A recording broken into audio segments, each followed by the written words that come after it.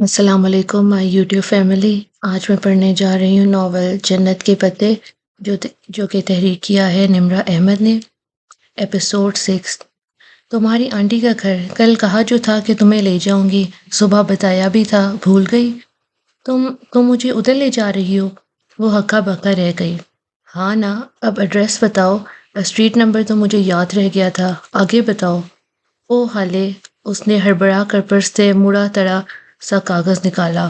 اس نے کاغذ پہ دیکھا، اس علاقے کا نام سنہانگیر لکھا تھا. وہ اسے سہانگیر پڑھتی رہی تھی. اب اسے یاد آیا کہ ترکوں کا سی جیم کی آواز سے پڑھا جاتا تھا. اگر اسے ذرا سا بھی اندازہ ہوتا کہ ادھر جانا ہے تو وہ تحائف ہی اٹھا لیتی جو اماں نے بھیجے تھے. ذرا اچھے کپڑے ہی پہن لیتی، تھوڑا سا میک اپ ہی کر لیتی. لو، یہ تو سامنے ہی تھا. اب تم جاؤ، مجھے ادھر تھوڑا کام ہے. میرا نمبر تم نے فون میں فیڈ کر لیا ہے نا؟ جب فارغ ہونا تو مجھے کال کر لینا، میں آ جاؤں گی. گھنٹہ تو مجھے لگ ہی جائے گا، پھر کھانا ساتھ کھائیں گے. گاڑی رک چکی تھی. حیا نے بے توجہی سے اس کی ہدایت سنی اور دروازہ کھول کر نیچے اتری. اس کے دروازہ بند کرتے ہی حالے گاڑی زن سے بھگا کر لے گئی. وہ ایک چھوٹا سا بنگلہ تھا. بیرونی چار دیواری کی جگہ سفید رنگ کی لکڑی کی باڑ لگی تھی. گیٹ بھی لکڑی کی باڑ کا بنا تھا. گیٹ کے پیچھے چھوٹا سا باغیچہ تھا اور اس کے آگے وہ بنگلہ. بنگلے کی گلابی چھت مخروطی تھی. داخلی سفید دروازہ ذرا اونچا تھا. اس تک چڑھنے کے لیے 2 اسٹیپس بنے تھے. اسٹیپس کے دونوں اطراف خوش رنگ پھولوں والے گملے رکھے تھے. تو یہ تھی وہ چھوٹی سی جنت جس میں وہ رہتا تھا اور جس سے باہر نکلنے کا اس نے کبھی نہیں سوچا تھا. وہ گیٹ کو دھکیل کر پتھروں کی روش پہ چلتی ان اسٹیپس تک آئی. اونچے سفید دروازے پہ سنہری رنگ کی تختی لگی تھی. سکندر شاہ. وہ ترک ہجوں میں لکھا تھا. اس کے پھپھا کا ہی تھا. گھنٹی کی تلاش میں اس نے ادھر ادھر نگاہ دوڑائی. اس گھر میں بہت سی لکڑی کی کھڑکیاں بنی تھی اور شاید کوئی کھڑکی کھلی تھی جس سے مسلسل ایک ٹھک ٹھک کی آواز آ رہی تھی، جیسے کوئی ہتھوڑے یا کلہاڑے کو لکڑی پہ زور سے مار رہا ہو. اس نے کپ کپاتی انگلی گھنٹی پر رکھی اور سنہری ڈور نوب کے چمکتے دھات میں اپنا عکس دیکھا. کاجل سے لبریز بڑی بڑی سیاہ آنکھیں، دونوں شانوں پر پھسل کر نیچے گرتے لمبے بال اور سردی سے سرخ پڑی ناک. وہ سیاہ لباس میں چینی کی مورت لگ رہی تھی، گھبرائی ہوئی پریشان سی مورت. اس نے گھنٹی سے انگلی ہٹائی تو ٹھک ٹھک کی آواز بند ہو گئی. چند لمحے بعد لکڑی کے فرش پہ قدموں کی چاپ سنائی دی. کوئی انجان زبان میں بڑبڑاتا دروازہ کھولنے آ رہا تھا. وہ لب کاٹتے ہوئے کسی مجرم کی طرح سر جھکائے کھڑی تھی. جب دروازہ کھلا، چوکھٹ پہ بچھے ڈور میٹ پہ اسے دروازہ کھولنے والے کے ننگے پاؤں دکھائی دیے. اس کی نگاہیں دھیرے سے اوپر اٹھتی گئی. بلیو جینز اور اوپر گرے سویٹر میں ملبوس وہ ایک ہاتھ میں ہتھوڑی پکڑے کھڑا تھا. سویٹر کی آستینیں اس نے کونیوں تک موڑ رکھی تھی اور اس کے کسرتی بازو جھلک رہے تھے. حیا نے دھیرے سے چہرہ اٹھا کر اسے دیکھا. اس کا سانس لمحے بھر کو ساکت ہوا تھا. وہ ویسا ہی تھا جیسے اپنے بچپن کی تصاویر میں لگا کرتا تھا.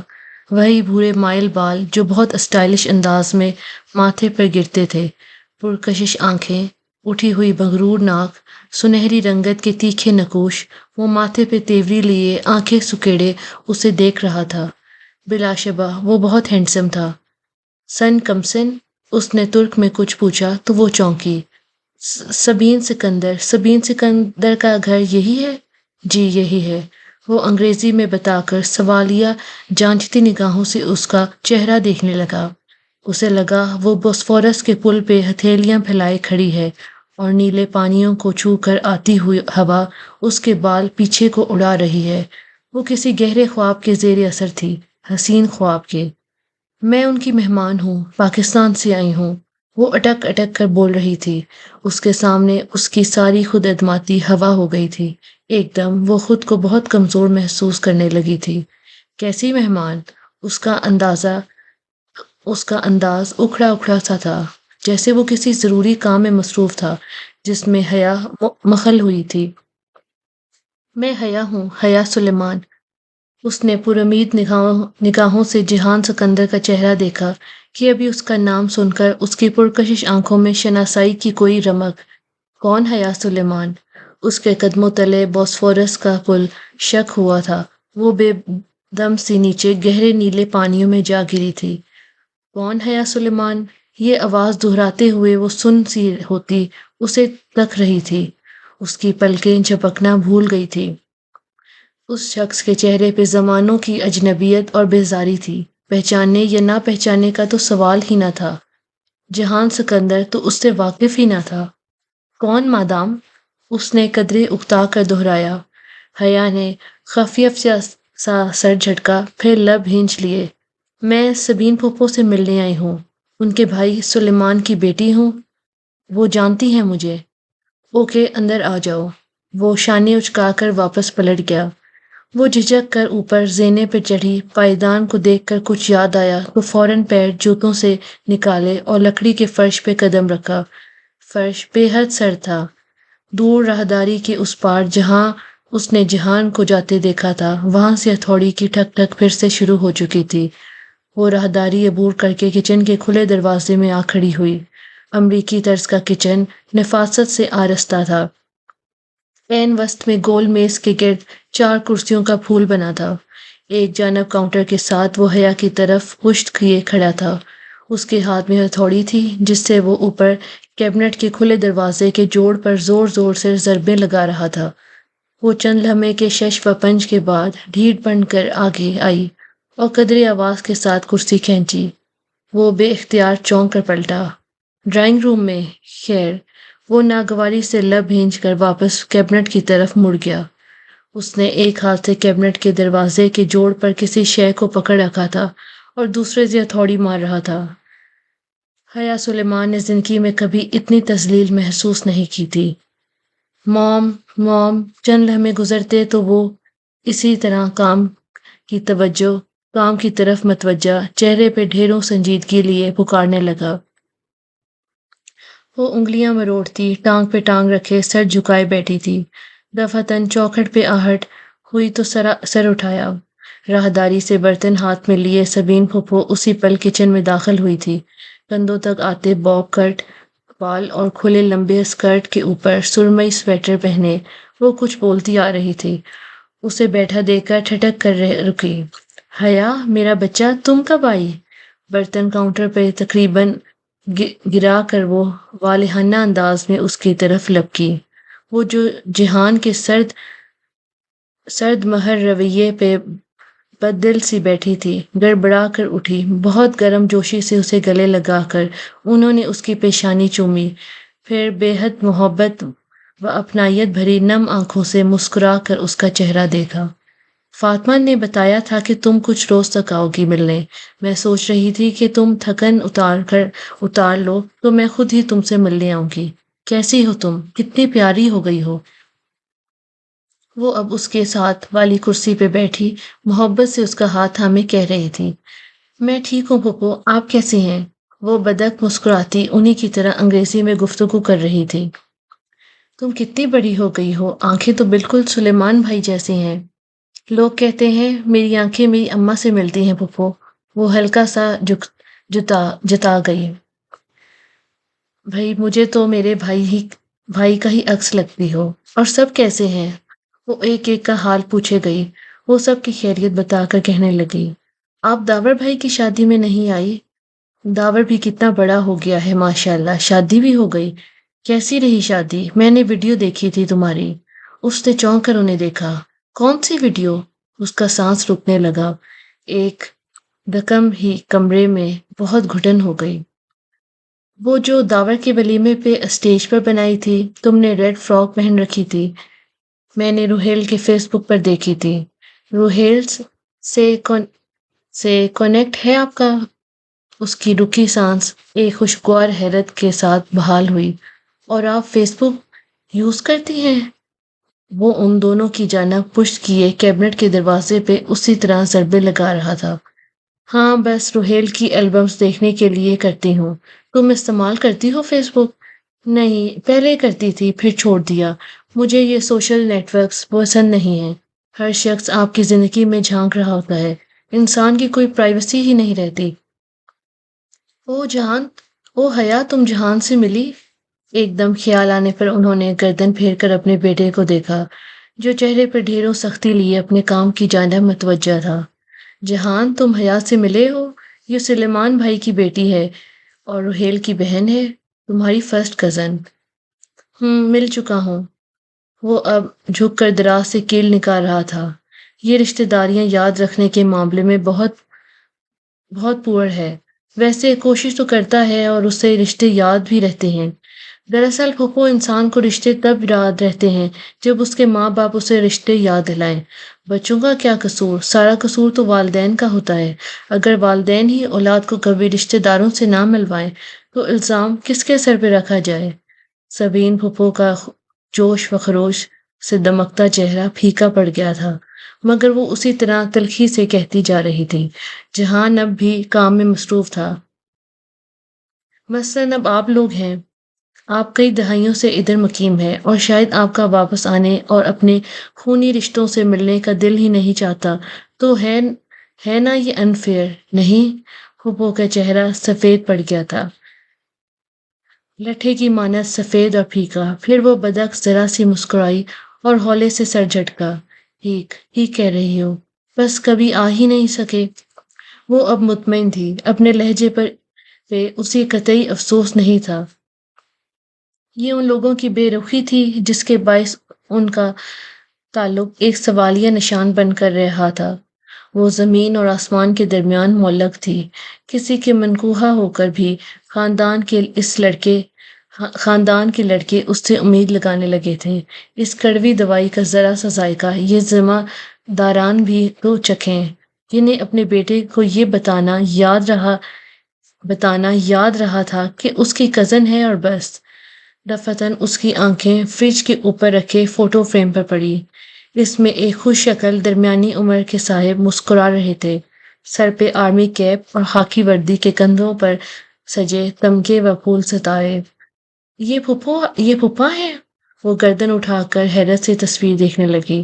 سبین پھوپھو نے اس کی نگاہوں کے تعاقب میں دیکھا اور دھیرے سے سر ہلا دیا۔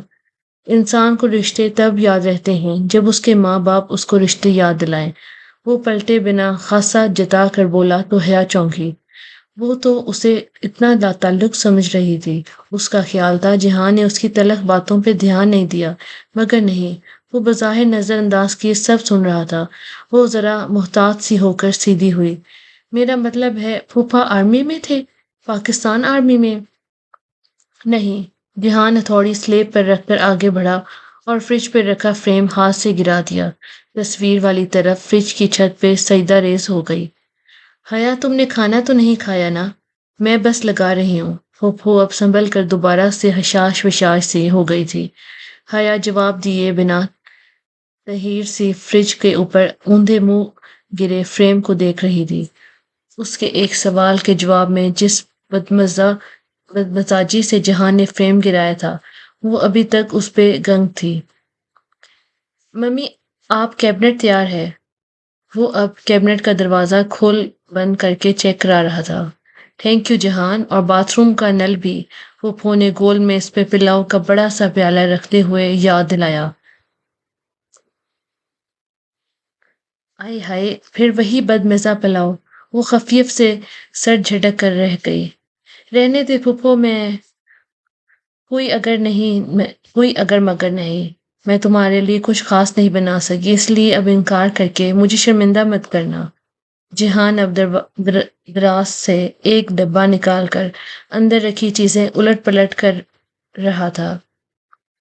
دفتن ڈور بیل بجی۔ جہان نے رک کر راہداری کی سمت دیکھی، پھر ڈبہ وہیں چھوڑا اور باہر نکلا۔ شروع کرو حیا۔ پھوپھو نے مسکراتی آنکھوں سے اسے دیکھتے ہوئے پلیٹ اسے تھمائی۔ اس نے شکریہ کہہ کر چاول اور تھوڑا سا لوبیا کا مسالہ پلیٹ میں نکالا۔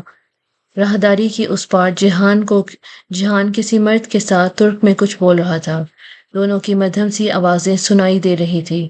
دوسرے ہی چمچ میں وہ پلاؤ اسے مزید مزیدار لگنے لگا تھا۔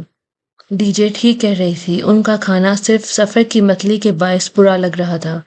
پھوپھو آپ کے ہاتھ میں بہت ذائقہ ہے. حیا اس کا چمچہ پکڑے منہ تک جاتا ہاتھ اور بات دونوں رک گئی. بے حد بے یقینی سے اس نے گردن موڑی. جہان راہداری سے اسے پکارتا چلا رہا تھا. کیا اس مغرور اور بددماغ آدمی کو اس کا نام یاد رہ گیا تھا؟ جی، وہ بمشکل بول پائی. وہ کچن کے کھلے دروازے سے اندر آیا تو حیا نے دیکھا. اس کے ہاتھ میں ایک کھلا گلابوں کا بوکے اور ایک سفید کارڈ تھا.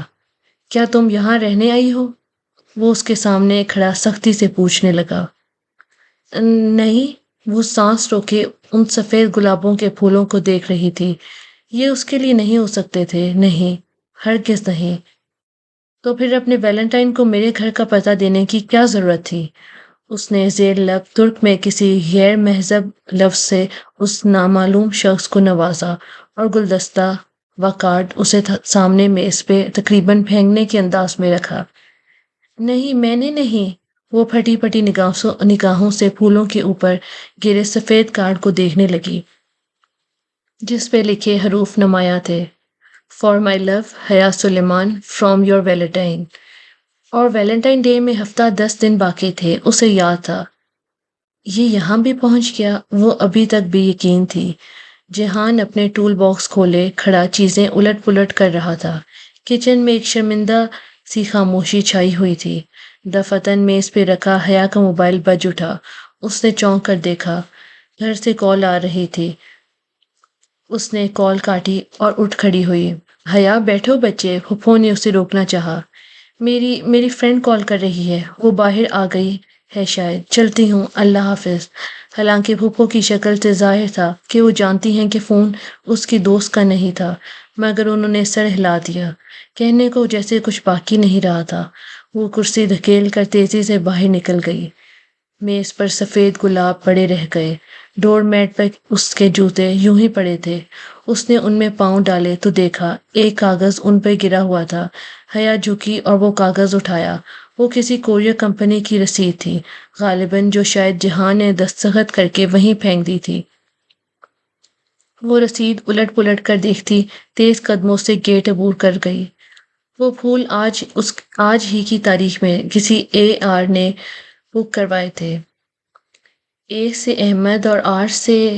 وہ دھیرے دھیرے سڑک کے کنارے چلنے لگی. رسید ابھی تک اس کے ہاتھ میں تھی. وہ گھنٹہ بھر پہلے تک خود اس بات سے واقف تھی کہ وہ جہانگیر سے آ رہی ہے. پھر اس AR کو کیسے علم ہوا؟ کیا وہ اس کا پیچھا کر رہا تھا؟ کیا اس کا توقع کیا جا رہا تھا؟ لیکن ایک پاکستانی آفیسر کے ایک غیر ملک میں اتنے ذرائع کیسے ہو سکتے ہیں؟ صرف اسے تنگ کرنے کے لیے اتنی لمبی چوڑی منصوبہ بندی کون کرے گا؟ وہ کالونی کے سرے پہ نصب بینچ پر بیٹھ گئی. اس کی نگاہیں برف سے ڈھکی گھاس پر جمی تھی. اسے حالے کے آنے تک یہیں بیٹھنا تھا. اس نے اگلے روز ہی ڈارم آفیسر حقان سے بات کر کے اپنا کمرہ بدلوا لیا تھا. اب وہ DJ کے کمرے میں منتقل ہو چکی تھی. کمرے میں تیسری لڑکی ایک چینی نژاد لنگ تھی. اس کا پورا نام اتنا لمبا اور پیچیدہ تھا کہ اس نے یورپ کے لیے اپنا نام چیری رکھ رکھا تھا. وہ ایکسچینج اسٹوڈنٹ تھی اور PhD کر رہی تھی. چوتھی لڑکی ایک اسرائیلی یہودی ٹالی تھی، واقعتاً ٹاہلی کے درخت کی طرح لمبی چوڑی اور گھنگریالے بالوں والی. وہ بھی ایکسچینج اسٹوڈنٹ تھی. اور اس کے ساتھ والے کمرے کے فلسطینی ایکسچینج اسٹوڈنٹ، وہ ہینڈسم لڑکے کا ذکر DJ نے پہلے روز کیا تھا، سے گاڑی چنتی تھی. وہ فلسطینی لڑکے اور وہ اسرائیلی لڑکی ہر جگہ ساتھ ساتھ نظر آتے تھے. کیمپس کی سیڑھیاں ہوں یا ہاسٹل کا مین روم، وہ چاروں ساتھ ہی ہوتے. ان کے پاسپورٹ چیک کرواؤ. یا تو یہ اسرائیلی نہیں ہے یا وہ فلسطینی نہیں ہے. اتنا اتحاد اور دوستی توبہ ہے بھائی. DJ جب بھی ان کو ساتھ دیکھ کر آتی یوں ہی اڑتی رہتی. حیا نے ابھی ان لڑکوں کو نہیں دیکھا تھا، نہ ہی اسے شوق تھا. تمام ممالک کے ایکسچینج اسٹوڈنٹس پیر تک پہنچ گئے تھے. وہاں کسی کو کسی ایکسچینج اسٹوڈنٹ کا نام معلوم نہیں تھا. بس یہ فلسطینی ہیں، یہ چائنیز ہیں، یہ نارویجین ہیں، یہ ڈچ ہیں اور یہ دونوں پاکستانی ہیں۔ ان کو 1 سے 4 مضامین لینے کا اختیار تھا۔ ڈی جے نے 2 لیے جبکہ حیا نے 4 لیے۔ چوتھے ماہ کے اختتام پہ امتحان دینے کی پابندی تھی اور یہ 5 ماہ لازماً ترکی میں گزارنے کی پابندی تھی۔ باقی چاہے ہاسٹل میں رہو چاہے نہ رہو، چاہے ساری رات باہر گزارو، کوئی پوچھنے والا نہ تھا۔ خوب مزے تھے۔ سبانجی میں کلاس کے اندر لڑکیوں کے اسکارف پہ پابندی تھی۔ تو یہ حالے نور کیا کرتی ہوگی؟ حیا نے ڈی جے سے تب پوچھا جب وہ دونوں نماز کے بہانے کلاس میں دکھائی جانے والی ترکی کی تعارفی پریزنٹیشن سے کھسک کر آ گئی تھی اور اب پریئر ہال میں بیٹھی چپس کھا رہی تھی۔ وہ کلاس میں اسکارف اتار کر ہی جاتی ہے، ڈی جے چپس کترتے ہوئے بتا رہی تھی۔ وہ دونوں چوکڑی مار کر کارپٹ پر بیٹھی تھی۔ ایک طرف الماری میں قرآن و اسلامی کتب کے نسخے سجے تھے، دوسری طرف بہت سے اسکارف اور اسکرٹس ٹنگے ہوئے تھے۔ جینز والی ترک لڑکیاں اسکرٹ پہن کر نماز پڑھ لیتی اور پھر بعد میں وہ اسکرٹ وہاں لٹکا کر چلی جاتی۔ استنبول کے ہر زنانہ پریئر ہال میں ایسے اسکارف اور اسکرٹس لٹکے ہوتے تھے۔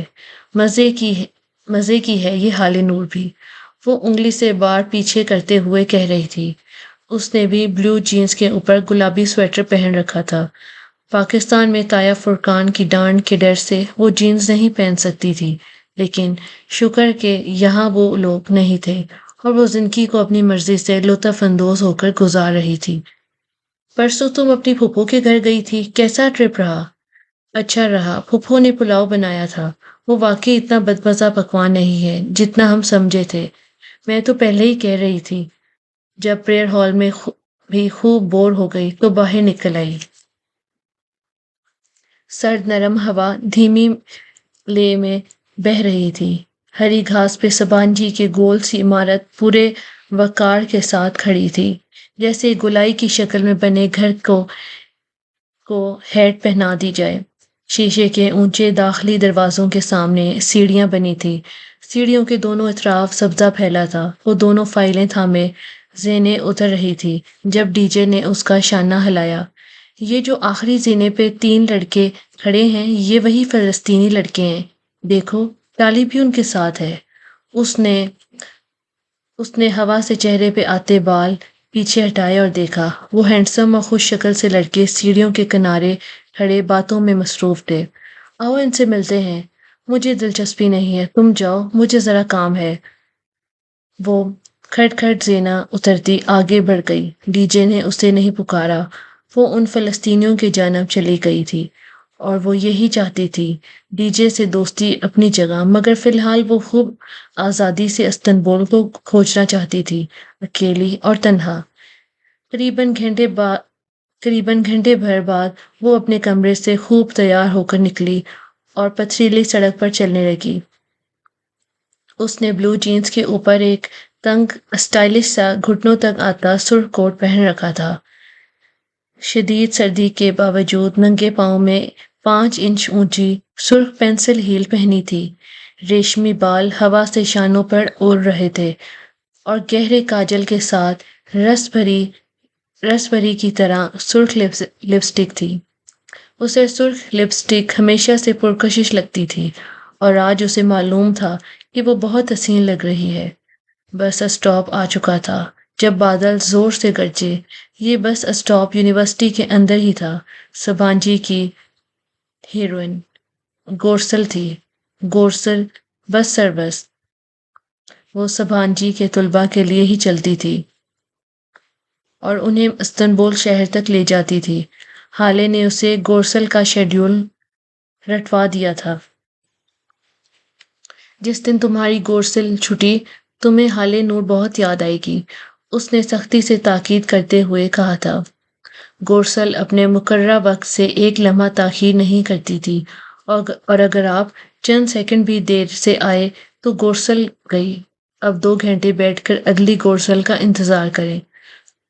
جب وہ گورسل میں بیٹھی تو آسمان پہ سیاہ بادل اکٹھے ہو رہے تھے۔ جب گورسل نے بوسفورس کا عظیم الشان پل پار کیا تو موٹی موٹی بوندیں پانی میں گر رہی تھی اور جب وہ ٹاکسم اسکوائر پہ اتری تو استنبول بھیگ رہا تھا۔ ٹاکسم اسکوائر استنبول کا ایک مرکوزی چوک تھا۔ وہاں عین وسط میں اتا ترک سمیت تاریخی شخصیات کے مجسمے نصب تھے۔ مجسمہ آزادی ایک طرف ہرا بھرا سا پارک تھا اور دوسری طرف میٹرو ٹرین کا زیر زمین اسٹیشن۔ وہ بس سے اتری تو بارش تڑاتڑ برس رہی تھی۔ موٹے موٹے قطرے اس پہ گر رہے تھے۔ وہ سینے پہ بازو لپیٹے تیز تیز سڑک پار کرنے لگی۔ گیلی سڑک پہ اونچی ہیل سے چلنا دشوار ہو گیا تھا۔ چند ہی لمحوں میں وہ پوری طرح بھیگ چکی تھی۔ زیر زمین میٹرو اسٹیشن تک جاتی وہ چوڑی سیڑھیاں سامنے ہی تھی۔ وہ تقریباً دوڑ کر سیڑھیاں کے دہانے تک پہنچی ہی تھی کہ چڑھک کر آواز آئی۔ وہ لڑکھڑائی اور گرتے گرتے بچی۔ اس کی دائیں سینڈل کی ہیل درمیان سے ٹوٹ گئی تھی۔ ٹوٹا ہوا 2 انچ کا ٹکڑا بس اٹکا ہوا سا لٹک رہا تھا۔ اس نے خفت سے ادھر ادھر دیکھا۔ لوگ مصروف انداز میں چھتریاں تانے گزر رہے تھے۔ شکر کہ کسی نے نہیں دیکھا تھا۔ بارش اسی طرح برس رہی تھی۔ اس کے بال موٹی گیلی لٹوں کی صورت چہرے کے اطراف میں چپک گئے تھے۔ اس نے کوفت سے ٹوٹے جوتے کے ساتھ زینہ اترنا چاہا مگر یہ ناممکن تھا۔ جھنجھلا کر وہ جھکی، دونوں جوتوں کے اسٹریپس کھولے، پاؤں میں ان سے نکالے اور جوتے اسٹریپ سے پکڑ کر سیدھی ہوئی۔ نیچے ٹرین کے پہنچنے کا شور مچ گیا تھا۔ وہ بھاگتے ہوئے ننگے پاؤں زینہ اترنے لگی۔ اس کے پہلو میں گرے ہاتھ سے لٹکے دونوں جوتے ادھر ادھر جھول رہے تھے۔ میٹرو کا ٹکٹ 1.5 لیرہ کا تھا، چاہے جس اسٹیشن پر بھی اترو۔ وہ ٹکٹ لے کر جلدی سے ٹرین میں داخل ہوئی تاکہ کسی نے کے محسوس کرنے سے قبل ہی معتبر بن کر جوتے پہن کر بیٹھ جائے۔ میٹرو میں نشستیں دونوں دیواروں کے ساتھ سیدھی قطار میں تھی۔ کھڑے ہونے والوں کے لیے اوپر راڈ سے ہینڈل لٹک رہا تھا۔ وہ ایک ہینڈل کو پکڑے بھیڑ میں اس راستہ بنانے لگی۔ اس کی نظر کونے کی ایک خالی نشست پہ تھی مگر آگے چلتے شخص نے گویا راستہ روک رکھا تھا۔ جب تک وہ کونے والی نشست پہ بیٹھا نہیں وہ آگے نہیں بڑھ سکی۔ پھر اس کے بیٹھتے ہی دم سے اس کے برابر کی جگہ پر آ بیٹھی۔ وہ سیاہ سوٹ میں ملبوس شخص شناسا سا لگا۔ لمحے بھر کو اس کا سانس رک سا گیا۔ وہ جہان سکندر تھا، بہت قیمتی اور نفیس سیاہ سوٹ میں ملبوس۔ جیل سے بال پیچھے کیے وہ چہرے پہ ڈھیروں سنجیدگی لیے اخبار کھول رہا تھا۔ بریف کیس اس کے قدموں میں رکھ دیا تھا۔ وہ متحیر سی بیٹھی سامنے دیکھے گئی۔ کن انکھیوں سے اسے وہ چہرے کے سامنے اخبار پھیلائے نظر آ رہا تھا۔ سامنے والی قطار اور ان کی قطار کے درمیان جگہ اوپر لگے ہینڈل پکڑ کر کھڑے لوگوں سے بھرنے لگی تھی۔ وہ اس عجیب اتفاق پر اتنی ششد بیٹھی تھی کہ ہاتھ سے لٹکتے جوتے بھول ہی گئی۔ یاد رہا تو بس یہی کہ وہ کتنا فریب مگر کتنا دور تھا۔ وہ اسے کیسے مخاطب کرے اور اگر وہ اسے دیکھے بنا ٹرین سے اتر گیا تو اس کا دل ڈوبنے لگا۔ مگر وہ تو شاید اسے پہچانے بھی نہ۔ اس سرد مہر کم گو شخص سے اسے یہی توقع تھی۔ چند پل سرکے تھے کہ جہان نے صفحہ پلٹنے کی غرض سے اخبار نیچے کیا اور انگوٹھے سے اگلے صفحے کا کنارہ موڑتے ہوئے ایک سرسری نگاہ پہلو میں بیٹھی لڑکی پر ڈالی، پھر صفحہ پلٹ کر اخبار کی جانب متوجہ ہو گیا، لیکن اگلے ہی پل وہ جیسے رکا اور گردن موڑ کر دوبارہ اسے دیکھا۔ اس کی بھیگی موٹی لٹیں رخساروں سے چپک گئی تھی، پانی کے قطرے تھوڑی سے نیچے گردن پہ گر رہے تھے۔ وہ اسے متوجہ ہونے پہ بھی سانس روکے سامنے دیکھے گئی۔ او حیا! وہ حیرت بھری آواز جیسے کہیں دور سے آئی تھی۔ حیا نے دھیرے سے پلکیں اس کی جانب اٹھائیں۔ کاجل کی لکیر مٹ کر نیچے بہہ گئی تھی، تب بھی ان اداس آنکھوں میں عجب سرد رکھتا تھا۔ جہان سکندر! وہ بدک رسماً مسکرائی۔ حیا کیسی ہو؟ اکیلی ہو؟ کہنے کے ساتھ جہان نے ارد گرد نگاہ دوڑائی۔ وہاں کوئی مسافر حیا کا ہم سفر نہیں لگ رہا تھا۔ جی اکیلی ہوں۔ میں نے یہ بھی پوچھا ہے کہ کیسی ہو؟ مسکراتے ہوئے اپنائیت سے کہتے ہوئے وہ اخبار رکھ رہا تھا۔ یا خدا، یہ وہی جہان سکندر تھا۔ ممی تمہیں یاد کرتی تھی، تم کب آؤ گی گھر؟ اخبار ایک طرف رکھ کر وہ پوری طرح حیا کی جانب متوجہ تھا۔ وہ یک ٹک اسے دیکھے گئی۔ بس شاید کچھ دن۔ کچھ کہنے کی صحیح میں اسے محسوس ہوا۔ جہان کی نگاہیں اس کے ہاتھ پہ پھسلی تھی اور بیشتر اس کے وہ چھپا پاتی وہ دیکھ چکا تھا۔ جوتے کو کیا ہوا ہے؟ اتنی سردی میں ننگے پاؤں بیٹھی ہو، لاؤ دکھاؤ جوتا۔ وہ خفا ہوا تھا یا فکر مند، اسے سوچنے کا موقع ہی نہ مل سکا۔ جہان جوتے لینے کے لیے جھکا تو اس نے بے بسی سے ٹوٹی ہیل والی سینڈل سامنے کی۔ یہ تو الگ ہونے والا ہے۔ اس کے ہاتھ سے جوتا لے کر اب وہ اسے الٹ پلٹ کر دیکھ رہا تھا۔ حیا نے بے چینی سے پہلو بدلا۔ جہان رہنے دو، ٹھہرو، شاید یہ جڑ جائے۔ وہ جھک کر دوسرے ہاتھ سے بریف کیس میں سے کچھ نکالنے لگا۔ جہان، لوگ دیکھ رہے ہیں، یہ پکڑو ذرا۔ وہ سیدھا ہوا اور جوتا حیا کو تھمایا، پھر ہاتھ میں پکڑا ٹیپ کھولا۔ کافی لمبا سا اسٹریپ کھول کر دان سے کاٹا۔ حیا نے جوتا سامنے کیا۔ اس نے احتیاط سے ہیل کے نچلے لٹکتے حصے کو اوپر کے ساتھ جوڑا اور اس کے گرد چکروں میں ٹیپ لگاتا گیا۔ اب پہنو۔ مرہم شدہ سینڈل کو اس نے جھک کر حیا کے قدموں میں رکھا۔ حیا نے اس میں پاؤں ڈالا اور اسٹریپ بند کرنے جھکی ہی تھی کہ زور پڑنے سے دباؤ سے دوبارہ چٹک ہوا اور ہیل کا ٹوٹا حصہ سرے سے ہی الگ ہو گیا۔ وہ متاثر ہوا۔ کوئی بات نہیں۔ حیا کو شرمندگی سے آن گھیرا تھا۔ یہ وہ سرد مہر اور تلخ جہان نہیں، بلکہ کوئی اپنا سا شخص تھا۔ وہ جواب دینے کے بجائے جھک گیا تھا۔ حیا نے گردن ترچھی کر کے دیکھا۔ وہ اپنے بوٹ کا تسمہ کھول رہا تھا۔ اس سے پہلے کہ وہ اسے روک پاتی، جہان اپنے بوٹ اتار چکا تھا۔ پہن لو، باہر ٹھنڈ ہے، سردی لگ جائے گی۔ اب وہ جرابیں اتار کر اپنے بریف کیس میں رکھ رہا تھا۔ اس کا انداز عام سا تھا، جیسے وہ روز ہی میٹرو میں کسی نہ کسی کو اپنے جوتے دیتا ہو۔ نہیں، رہنے دو، میں ابھی مارکیٹ سے نیا لے لوں گی۔ مگر تم کیا کرو گے؟ تم نے آفس جا رہے ہو؟ جہان نے ذرا مسکرا کر اثبات میں سر ہلایا۔ آفس کے کام سے سسلی جا رہا ہوں۔ پھر میں تمہیں جوتے واپس کیسے کروں گی؟ پتہ نہیں کب تمہارے گھر آؤں۔ اور تم ابھی اکیلی کہیں نہیں جا رہی۔ اگلا اسٹیشن سسلی ہے۔ ادھر ہم ساتھ مال سے جوتا خریدیں گے، پھر میں اپنا بوٹ واپس لے لوں گا۔ مگر تمہارے آفس کا کام؟ میں ننگے پاؤں کام پہ جا کر کیا کروں گا؟ وہ دھیرے سے مسکرایا۔ وہ پہلی بار حیا کے لیے مسکرایا تھا۔ وہ یک ٹک کاجل مرتی سیاہی والی آنکھوں سے اسے دیکھنے لگ گئی۔ اس کے چہرے سے چپکی موٹی گیلی لٹیں اب سوکھنے لگی تھی اور تھوڑی سے گرتے پانی کے قطرے خشک ہو چکے تھے۔ جوتے پہن لو، لوگ اب بھی دیکھ رہے ہیں۔ وہ چونکی، پھر خفیف سا سر جھٹکا اور دوہری ہو کر بوٹ پہننے لگی۔ وہ جب بھی سمجھتی کہ جہان لا تعلقی سے بیٹھا اس کی بات نہیں سن رہا، وہ اس کو وہی فکرہ لٹا دیا کرتا تھا۔ وہ سیدھی ہوئی تو جہان اخبار کھول چکا تھا۔ عجیب دھوپ چھاؤں جیسا شخص تھا۔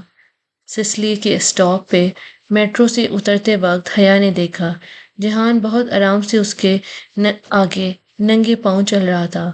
اس کے انداز میں کوئی خفت، کوئی جھجک نہ تھی۔ وہ دونوں خاموشی سے سیڑھیاں چڑھنے لگے۔ چند زینے بعد ہی اوپر سیڑھیوں کے اختتام پر سڑک اور کھلا آسمان دکھائی دینے لگا۔ وہ جہان کے دائیں طرف تھی۔ آخری سیڑھی چڑھتے ہوئے اس نے دیکھا زمین پر ایک کیل نکلی پڑی تھی۔ اس سے بیشتر کہ وہ مطلع کر پاتی، جہان کا پاؤں اس کیل کے نوکدار حصے پہ آ گیا۔ جب اس نے دوبارہ پاؤں اٹھایا تو اس کی ایڑی سے خون کی ننھی سی بوند نکل گئی تھی۔ اس نے بے اختیار جہان کے چہرے کو دیکھا۔ وہ سکون سے سیدھ میں دیکھتا تیز چل رہا تھا۔ جہان، تمہارا پاؤں میں زخم آیا ہے۔ وہ اس کے ساتھ چلنے کی کوشش میں تیزی سے چلنے لگی تھی۔ خیر ہے، وہ رکا نہیں۔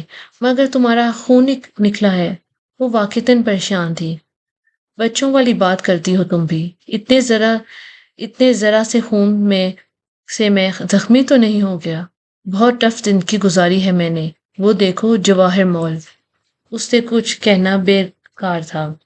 وہ چپ ہو کر اس کے ساتھ مال کے قریب آ کر رکی۔ وہ ایک بلند بالا خوبصورت نیلے سرمئی شیشوں سے ڈھکی عمارت تھی۔ اس کے اوپر بڑا سا ستارہ اور اطراف میں چھوٹے چھوٹے ستارے بنے تھے۔ بڑے ستارے کے اوپر جواہر مال لکھا تھا اور جہان ترکوں کی طرح سی کو جیم جیک پڑھتا۔ یہ جواہر مال ہے، یورپ کا سب سے بڑا اور دنیا کا چھٹا بڑا شاپنگ مال۔ وہ فخر سے بولا تھا۔ جواہر اندر سے بھی اتنا ہی عالی شان تھا۔ سفید ٹائلوں سے چمکتے فرش، اوپر تک نظر آتی 5 منزلوں کے برآمدے، اور ہر مال کی طرح وہ درمیان وسط میں ایک اونچے کھجور کے درخت ٹاورز کی طرح لگے تھے، اور یہ روشنیوں و کمکموں سے مزین ٹاورز 5ویں منزل کی چھت تک جاتے تھے۔ وہ مسحور سی گردن اٹھائے اوپر 5 منزلوں کی بالکونیوں دیکھ رہی تھی، جہاں انسانوں کا ایک بے فکر ہنستا مسکراتا ہجوم ہر سو بکھرا تھا۔ رنگ، خوشبو، عمارت، چمک۔